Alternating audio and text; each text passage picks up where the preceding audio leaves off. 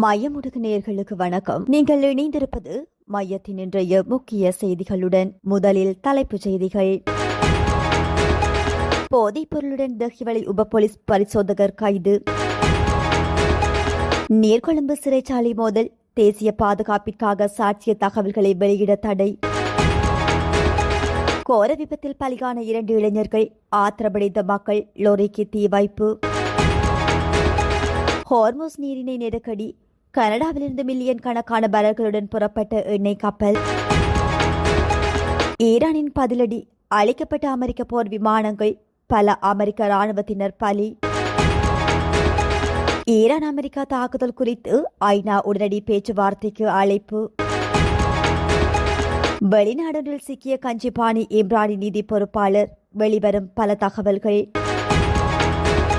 Police சாவடி மீது drone தாக்குதல், 11 போலீஸ் அதிகாரிகள் பலி. தொடர்பென விரிவான செய்திகள்.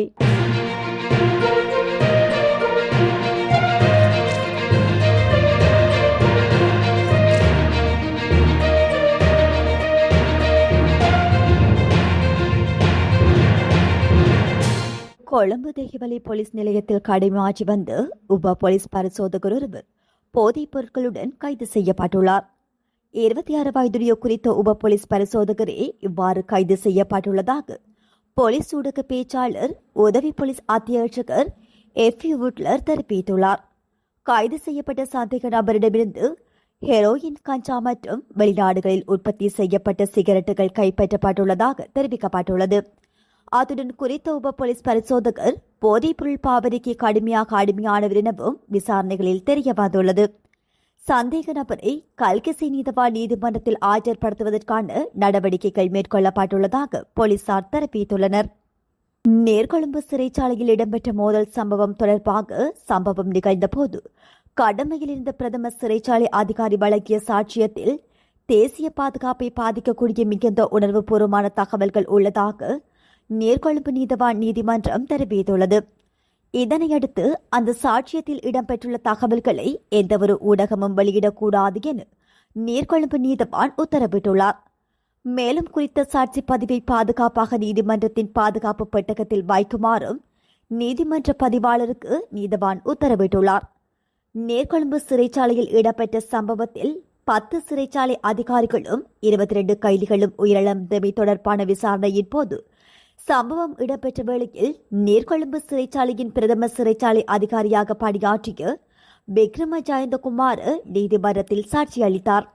இதற்கிடையில் வெலிக்கடி சிறைச்சாலையில் இருந்து நீர்கொழும்பு சிறைச்சாலைக்கு அனுப்பப்பட்டு 89 சிறைச்சாலை காவல் அதிகாரிகள் தொடர்பான விவரங்களும், கொழும்பு மற்றும் நீர்கொழும்பு மருத்துவமனைகளில் சிகிச்சை பெற்று வருபவர்கள் தொடர்பான விரிவான அறிக்கையும் சிறைச்சாலை திணைக்களத்தினால் நீதிமன்றத்தில் சமர்ப்பிக்கப்பட்டுள்ளது.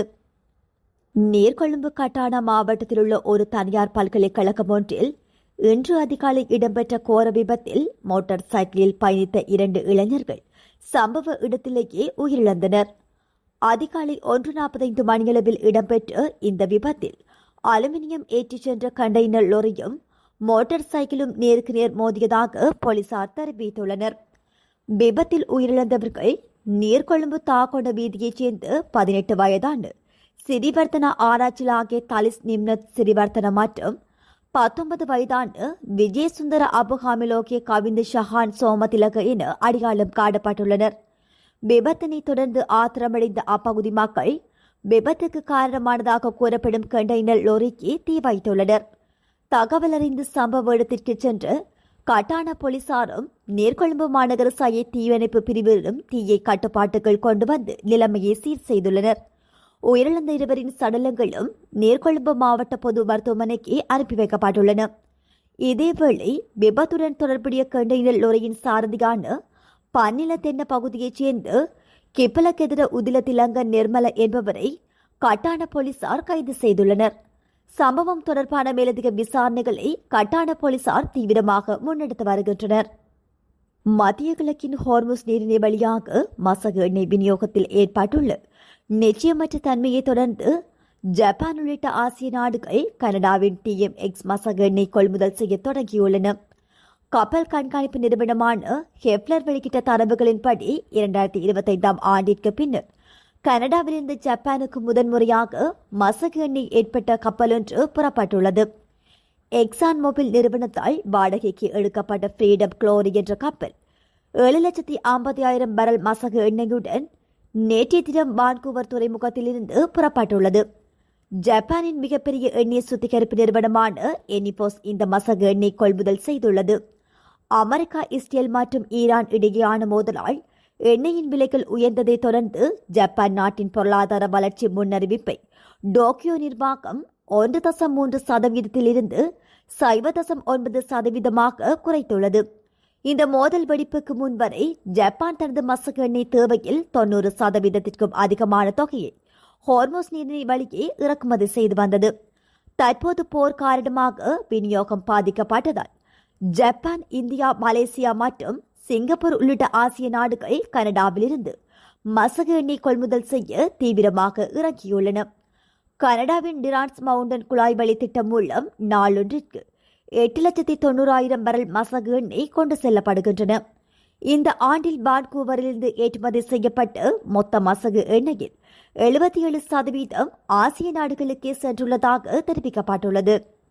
ஈரானின் கேஸ் தீவில் ஒரு குடும்பத்தைச் சேர்ந்தவர்களை கொன்ற கொடிய அமெரிக்க தாக்குதல்களுக்கு பதிலடியாக ஜோர்டானில் உள்ள அல்-அஸ்ராக் விமானப்படை தளத்தின் மீது நடாத்தப்பட்ட ஏவுகணை தாக்குதலில் 3 அமெரிக்க F-35 ரக போர் விமானங்கள் அளிக்கப்பட்டதாகவும் அமெரிக்க ராணுவத்தினர் கொல்லப்பட்டதாகவும் இஸ்லாமிய புரட்சிகர காவலர் படை வியாழக்கிழமை அறிவித்தது.